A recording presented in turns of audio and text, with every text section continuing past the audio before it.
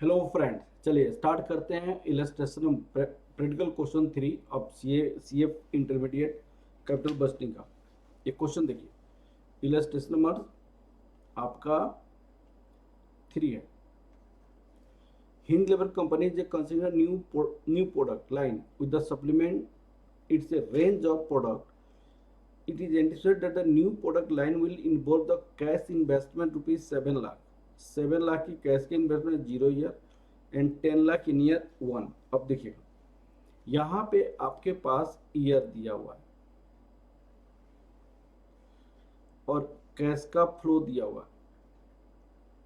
Cash का flow 0 year में 7 लाख रुपया आपका इन्वेस्टमेंट होगा और फर्स्ट ईयर में 10 लाख रुपीज इन्वेस्टमेंट होगा। ऐसी इंफॉर्मेशन दिया हुआ है। 10 लाख रुपीज सेकेंड ईयर में, फर्स्ट ईयर में, after 1 year. Cash flow is expected to be from 2 year आपको 2,50,000 रुपया आएगा। ये आपकी आउटफ्लो है 2,50,000, 2,50,000 एंड 3 ईयर में आपको 3 लाख रुपीज आएगा। 3 ईयर में 3 लाख रुपीज आएगा। 3 ईयर में 3 लाख रुपीज, 3,50,000 इन 4 ईयर। ये आपको 4 ईयर 3,50,000 रुपीज कैश का इनफ्लो आएगा at rupees 4 lakh each year thereafter from this to 3।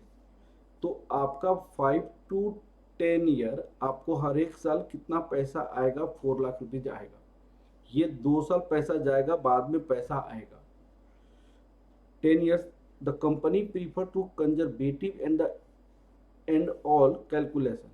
If require return is 15%, अगर रिक्वायर रिटर्न 15% है तो आप नेट प्रेजेंट वैल्यू निकालिए। तो यहाँ पे क्या करेंगे, सिंपल सा 15% फैक्टर करेंगे 15% पे और उसकी प्रेजेंट वैल्यू निकाल देंगे, जो आएगा सो आंसर हो जाएगा। नेट प्रेजेंट वैल्यू यहाँ पे निकल जाएगा। फिर क्वेश्चन में क्या बोला है, analyse what would be the case if require return 10%। तो जो हमने 15% पे निकाला है, अब क्या करेंगे, present value factor at the rate of 10% करेंगे, फिर प्रेजेंट वैल्यू करेंगे, फिर आपको यहाँ पे भी नेट प्रेजेंट वैल्यू आ जाएगा एट द रेट ऑफ 10% और यहाँ पे एट द रेट ऑफ 15% आपको आ जाएगा। ठीक है, फिर compute the internal rate of return. अब देखिएगा, इस पे 15% पे नेगेटिव नेट प्रेजेंट वैल्यू आया होगा और इस पे आपको पॉजिटिव नेट प्रेजेंट वैल्यू आएगा। तो IRR का फॉर्मूला यूज करेंगे, IRR equal to lower rate net present value at lower rate, net present value at lower rate minus net present value at higher rate. यहाँ पे higher rate minus lower rate करके formula निकाल सकते हैं। ठीक है, उसके बाद compute the project payback period. तो पेबैक पीरियड तो हम यहीं पे निकाल सकते हैं। कैसे, हमारे पास पैसा कितना गया, कितना पैसा गया भाई, पैसा कितना गया? तो पैसा आपका सबसे पहले 7 लाख रुपया गया माइनस 7 लाख और माइनस 10 लाख, तो माइनस 17 लाख रुपीज गया। अब ये 17 लाख रुपीज कितने सालों में आएगा आपके पास? 17 लाख रुपीज तो 2,50,000, 3 लाख, 3,50,000, 3,50,000 प्लस 2,50,000, ये कितना हो जाएगा? 3,50,000, 2,50,000, ये 6,09,000। तो 1 to 4 ईयर में, 1 to 4 ईयर में आपको 6 लाख आ जाएगा। 1 to 4 ईयर में 6 लाख आ जाएगा। अब आपको 17 लाख रुपीज रिकवर करनी है, तो यहाँ पे 4 लाख का आपको क्या है, 4 लाख का 1 to 4 ईयर में, मैंने आपको 2, 3, 4 ईयर में, 2, 3 और 4 ईयर में 6 लाख आ जाएगा और 5, 6 और 7th ईयर में, 5, 6 और 7th ईयर में 4 लाख इंटू 3, ये 12 लाख आ जाएगा। तो ये 18 लाख रुपया हो जाएगा 7th ईयर तक। तो 6 ईयर में पैसा रिकवर होगा। 6 ईयर में 1 लाख रुपया जो बच जाएगा वो 4 साल के करीब में आ जाएगा। तो 6.25 आपका क्या हो जाएगा, पे बैक पीरियड हो जाएगा। अब चलिए इसकी सॉल्यूशन देखते हैं क्वेश्चन नंबर 3 का। क्वेश्चन नंबर 3 का सॉल्यूशन, फर्स्ट ईयर में ये पैसा गया, ठीक है, फर्स्ट ईयर में आपका ये वाली पैसा गया, ये वाली पैसा गया, इसकी प्रेजेंट वैल्यू फैक्टर 15% पे ये तो नेट प्रेजेंट वैल्यू नेगेटिव आ गया, ठीक है, जैसे मैंने बताया था वैसे। फिर आपको 10% अगर डिस्काउंट यूज करेंगे तो सेम उसी तरह प्रेजेंट वैल्यू फैक्टर, यहाँ पे प्रेजेंट वैल्यू से मल्टीप्लाई करेंगे तो इतना जाएगा, ये नेट प्रेजेंट पॉजिटिव हो गया। तो 10% वाली एक्सेप्ट करेंगे क्योंकि 10% पे हमारा नेट प्रेजेंट वैल्यू पॉजिटिव आ रहा है। IRR निकालेंगे, IRR निकालने के लिए एक फॉर्मूला बताया था, वो फॉर्मूला पे पुट करेंगे वैल्यू, तो आपका यहाँ पे 13.4% आपका IRR आ गया। बहुत सिंपल सा है। दूसरी, उन्होंने कहा कि पे बैक पीरियड 7 लाख रुपया 0 ईयर में गया, 10 लाख रुपया ये आया, फर्स्ट ईयर में इतना पैसा है, सेकेंड ईयर में इतना, थर्ड ईयर में इतना।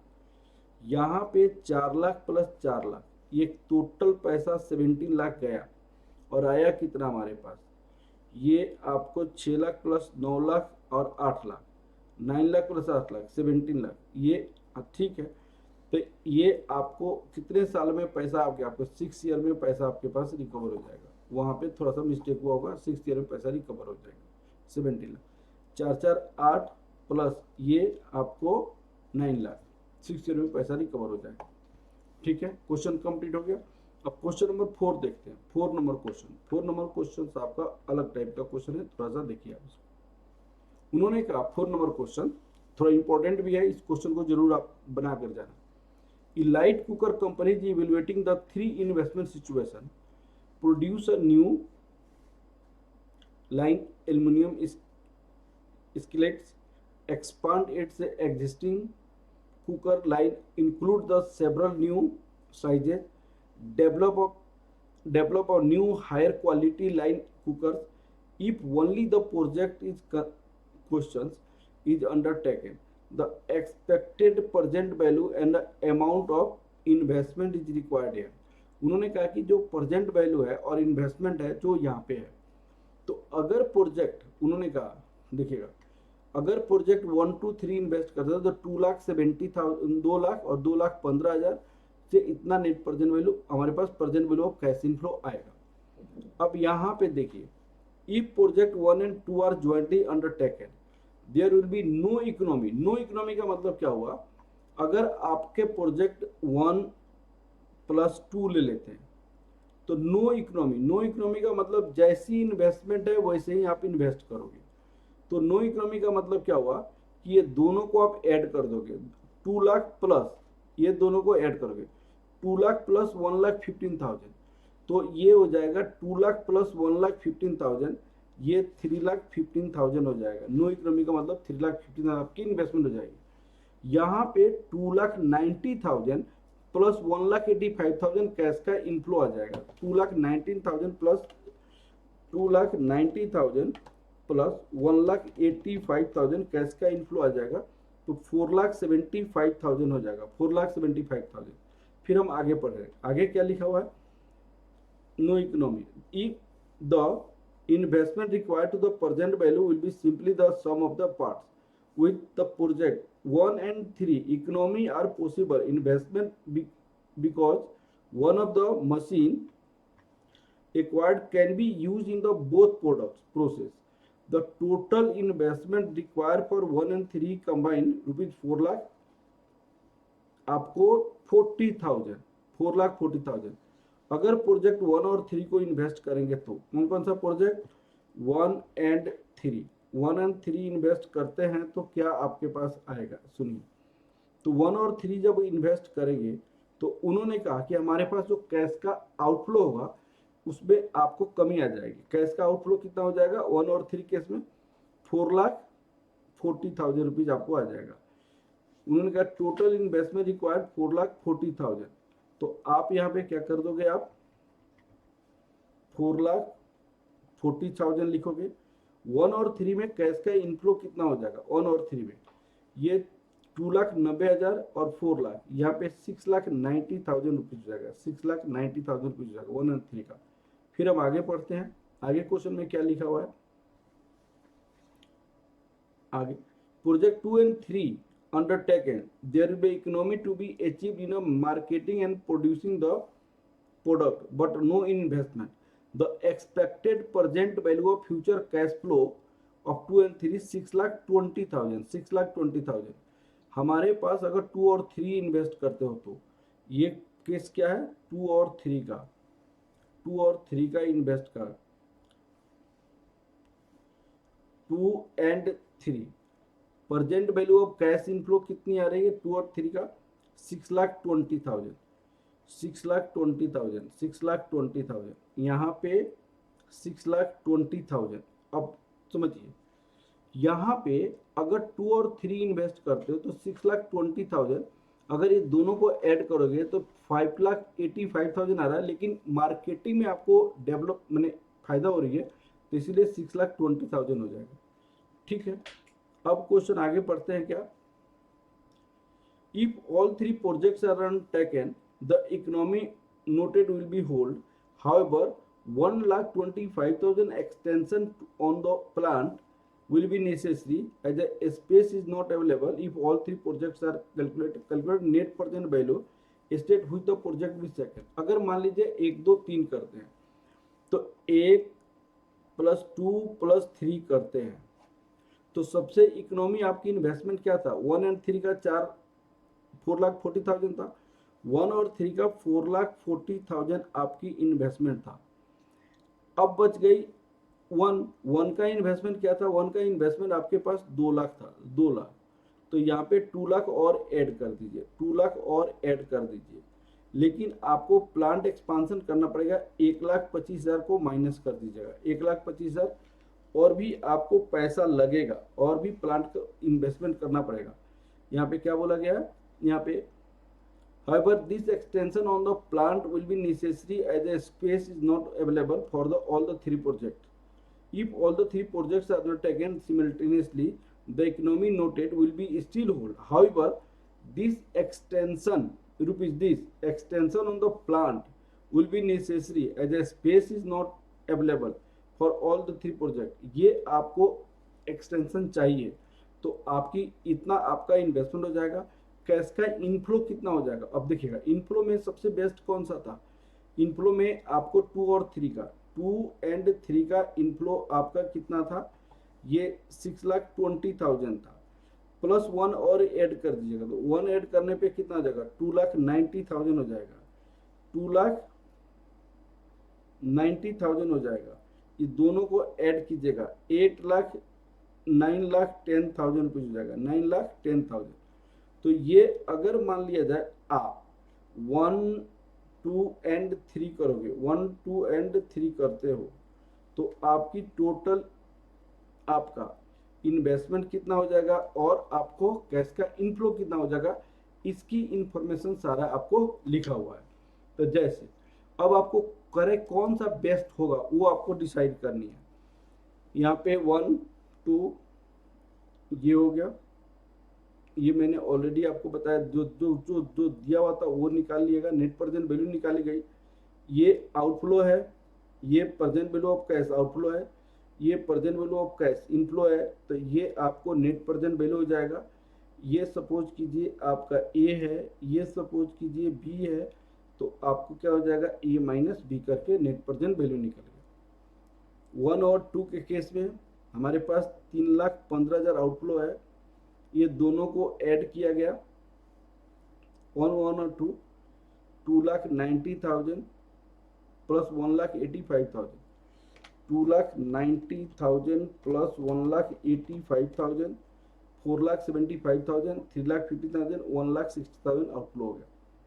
फिर आपको 1 और 3 4,40,000 और 6,90,000 आपका आया, 6,90,000 मैंने भी कैलकुलेट किया था, ये हो गया। ये पे 1 2 3 में हमारी इन्वेस्टमेंट आपका इतना आ गया, कैसे आया था वो इन्वेस्टमेंट देखिएगा 6 लाख, तो आपको इन्वेस्टमेंट 1 2 3 के केस में कितना हो जाएगा 4,40,000, 4,40,000 प्लस 2 लाख प्लस 1,25,000, आपको 4,40,000 प्लस 2 लाख 1,30,000, तो आपके पास टोटल इन्वेस्टमेंट आपको 6,80,000 रुपया। ये 6,80,000 कैसे हो जाएगा आप देखिए यहाँ पे उन्होंने बनाया हुआ 1 और 3 का 4,40,000, प्रोजेक्ट 2 का 1,15,000, प्रोजेक्ट 2 का 1,15,000 है क्या, हाँ 2 का 1,15,000,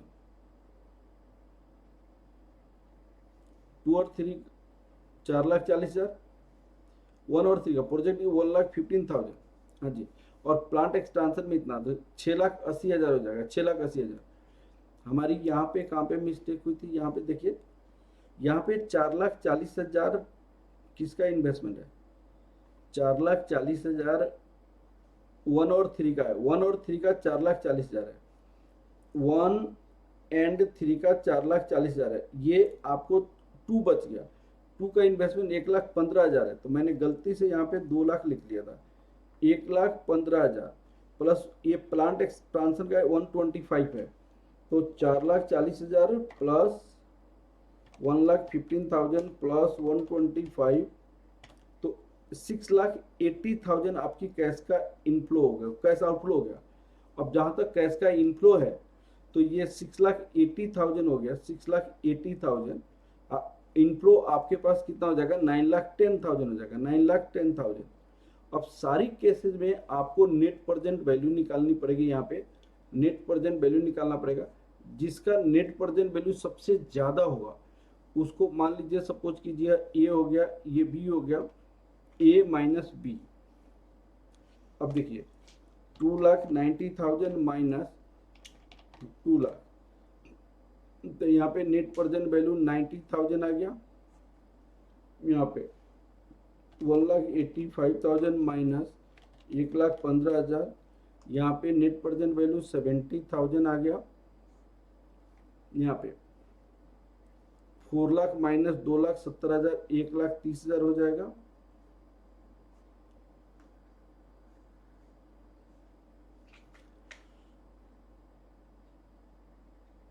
एक लाख 30,000, 4,75,000 माइनस 3,150, ये कितना हो जाएगा, 1,60,000 रुपया हो जाएगा। ये 6,90,000, 6,90,000 माइनस 4,40,000, ये आपका कितना हो जाएगा, 2.5 लाख रुपया हो जाएगा। ये 620, 2 और 3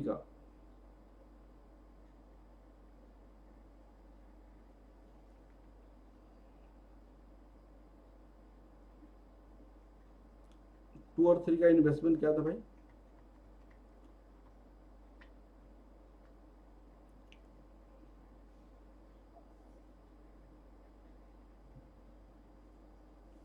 अच्छा मार्केटिंग में अचीवमेंट होगा 2 और 3 का 2 लाख, 1,15,000, 2,70,000 प्लस 115, 3,85,000 यहाँ पे हो जाएगा,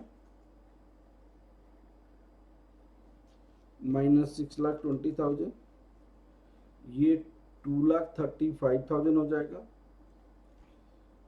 यहाँ पे 9,10,000, 9,10,000 माइनस 6,80,000, 2,30,000 हो जाएगा। तो सबसे बेस्ट आपका कौन सा है, 2 और 3 प्रोजेक्ट को सिलेक्ट करना सबसे बेस्ट होगा। अब आप इसका सॉल्यूशन उसने भी बनाया होगा, यहाँ पे 2 और 3 का 2,35,000, 2,30,000, 2,50,000 ये निकाली गई है। सबसे बेस्ट आपको 2 और 3 प्रोजेक्ट होगा।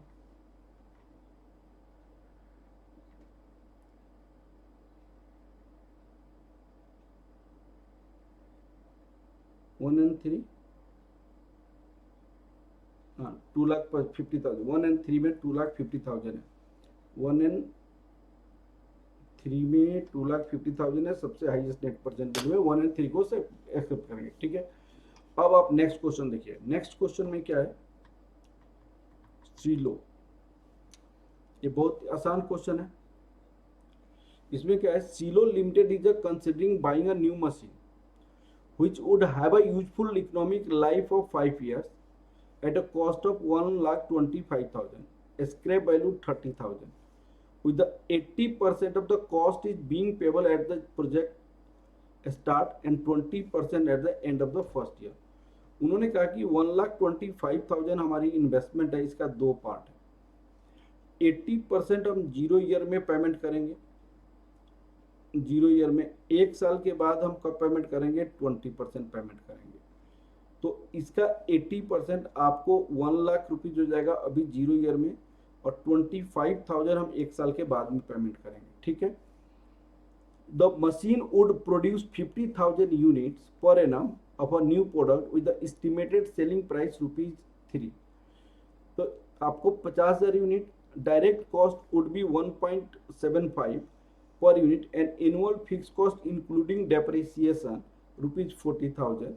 उन्होंने देखिए अब आपका कंट्रीब्यूशन पर यूनिट कितना हो जाएगा, contribution per unit ₹3 minus ₹1.75, ₹1.25 contribution हो जाएगा।